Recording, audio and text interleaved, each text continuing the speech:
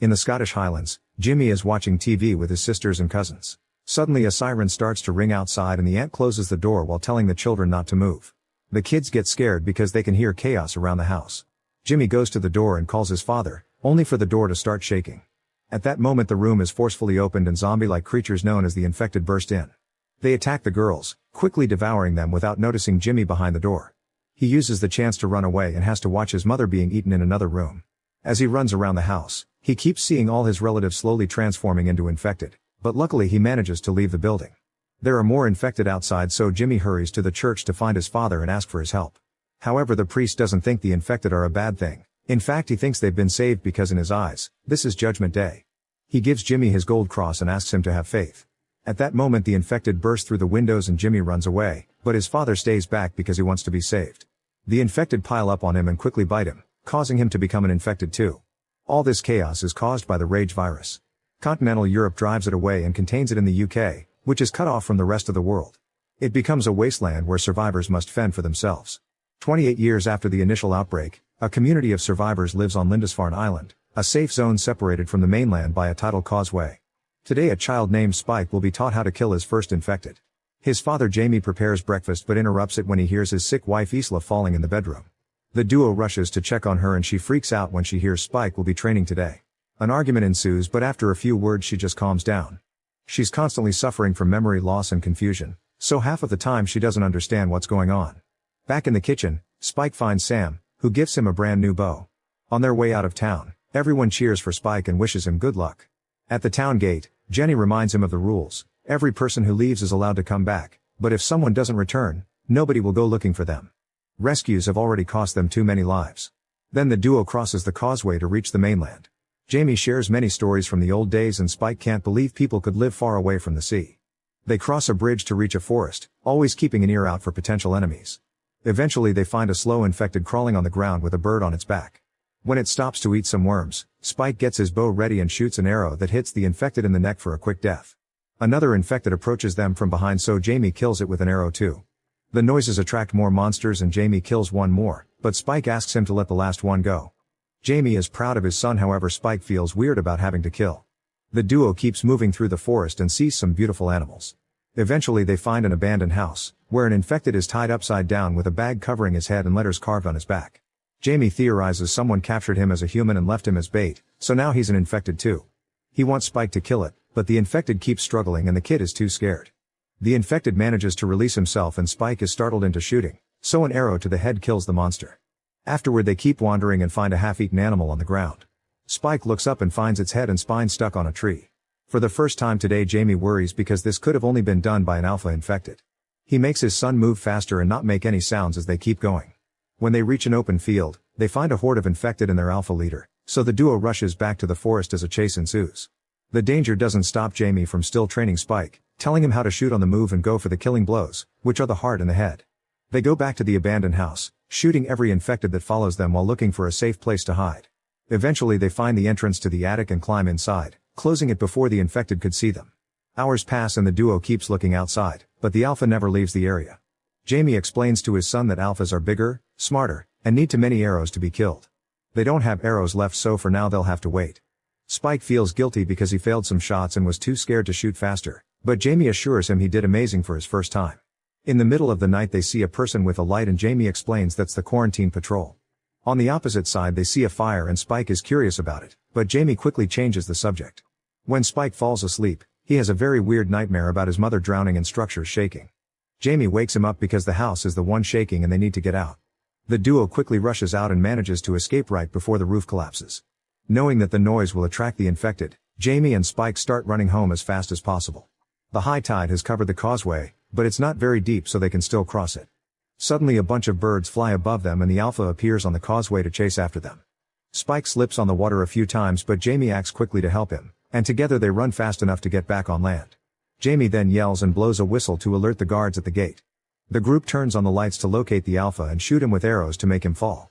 The creature recovers quickly, so the next arrow is set on fire before it's shot. This actually brings the alpha down and Jamie can drag his son to the gate. Jenny makes them wait for a few seconds until she's sure they're not infected before finally opening the gate to let them in. Later at a party, everyone celebrates Spike's return and first kill. Jamie tells the full story, but Spike is uncomfortable with the celebration of so much killing. The crowd lifts Spike on a chair and he's allowed to drink. Eventually Spike is too overwhelmed and rushes outside to throw up. At that moment he sees Jamie sneaking around with another woman and is devastated to watch his father have an affair. Spike goes home, where Sam is watching over a sleeping Isla. After sharing details about his adventure, Spike asks Sam about the fire he saw. Sam thinks that was Dr. Kelson and says that Jamie refused to talk about him for a reason, but he doesn't explain further. The next morning, Isla wakes up with a terrible headache and asks for medicine, but Spike doesn't know where to find any. Then Jamie comes back and Spike can't stand looking at him, so he leaves the room.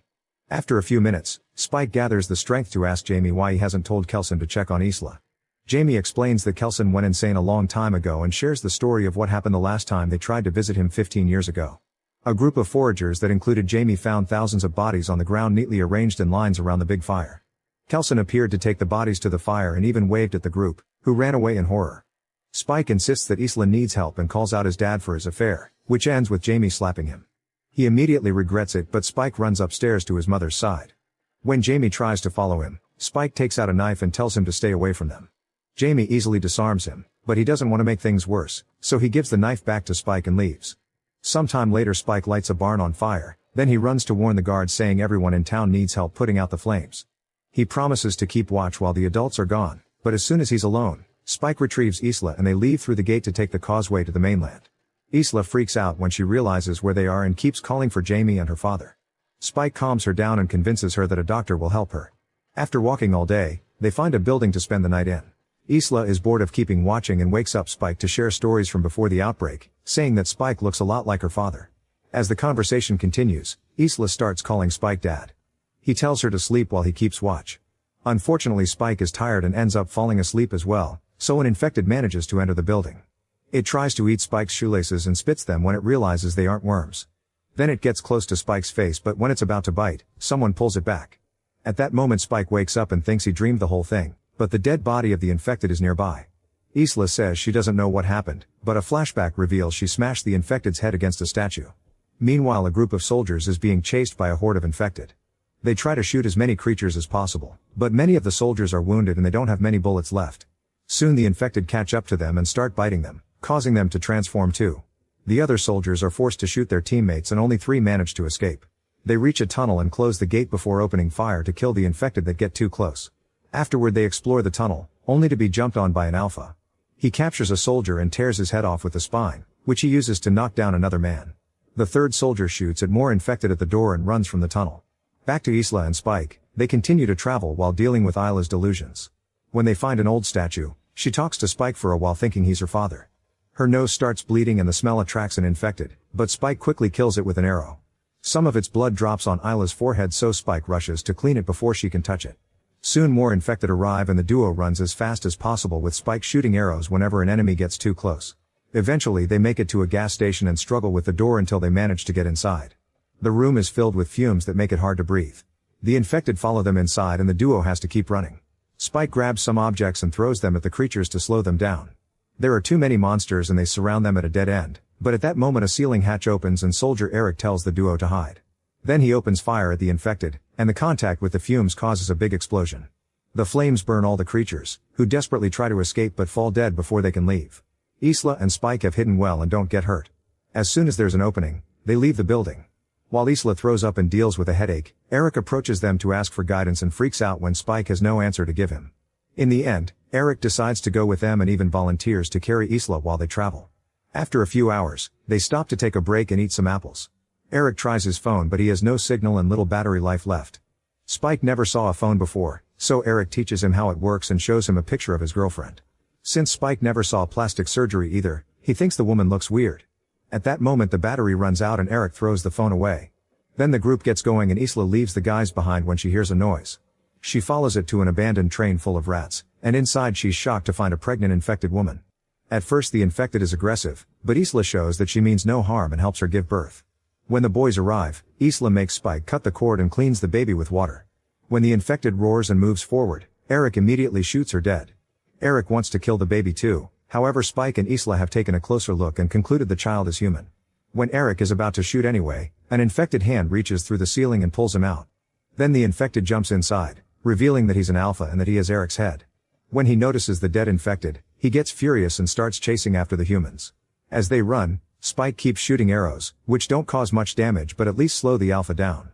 Soon Spike, Isla, and the baby manage to get off the train and the Alpha does the same to continue the chase. However, Dr. Kelson arrives and knocks him out with a sedative dart. Afterward, Kelson introduces himself, explaining he keeps his body covered in iodine because it protects him from the virus. He takes Eric's head as he calls the Alpha Samson, and says he's lived in the area for 3 years, but usually Kelson keeps his distance. Spike asks the doctor to help his mom and Kelson agrees to take them to his bone temple, which is a shrine-like place that he's created to remember the dead. Thousands of bones have been tied into pillars and skulls have been piled to make a tower. Kelson has used both humans and infected because he thinks they're very similar. Eric's head is thrown in the fire and once all the flesh has been burned off, Kelson washes the skull and asks Spike to add it to the tower. Afterward, Kelson hears the story of the baby and concludes the placenta protected her from the infection. He runs a variety of tests on Isla and determines that she has terminal cancer. While Isla cries, Spike freaks out because he doesn't understand that he can't just steal some medicine to cure her. Isla comforts her son and admits she had been suspicious of cancer for a while, but she hadn't been sure. Keeping Spike's eyes away, Isla makes a gesture for Kelson to show her consent for mercy. Kelson teaches him about the concepts of memento mori and memento amoris, which means everyone must remember to die in love at the right time. Isla puts the baby in Spike's arms before following Kelson to the forest where he puts her out of her misery. Spike thinks about all the happy memories with his mother until Kelson comes back with Isla's clean skull. After handing the baby to the doctor, Spike climbs up the tower and puts Isla's skull at the very top as the sun rises. In the morning, Samson appears running on the field, so Kelson pushes the kids into a secret pit he's built for protection. Samson finds them and roars at them as he tries to remove the lid, but he can't and gives up. The group thinks they're safe, however Samson comes back by breaking through the wood and grabs Kelson, shaking him around before starting to choke him. Spike gets one of the doctor's sedative needles and injects Samson's arm, which instantly puts him to sleep and saves Kelson. Afterward, Spike makes his way back to town with the baby in a basket. He names her Isla and leaves her with a note outside the gate for Jenny to find. The note is taken to Jamie, who reads it to learn that Spike is gone and doesn't want to be found.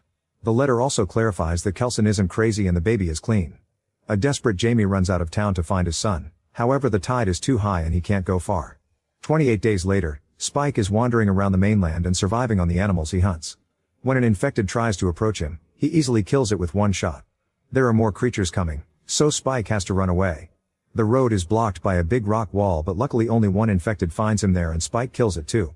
Suddenly someone makes a noise of surprise and Spike turns around to discover an older Jimmy, who is still wearing his father's cross. Jimmy is impressed by Spike's skill and reveals he has his own team. There are more infected coming, so the group jumps off the wall and fights together to bring down all the creatures in a matter of minutes. They laugh while doing it because they enjoy brutally killing like this. Jimmy celebrates the victory with a cheer and tells Spike that they should be friends. Make sure to subscribe and turn on notifications so you can watch more videos like this. Thanks for watching.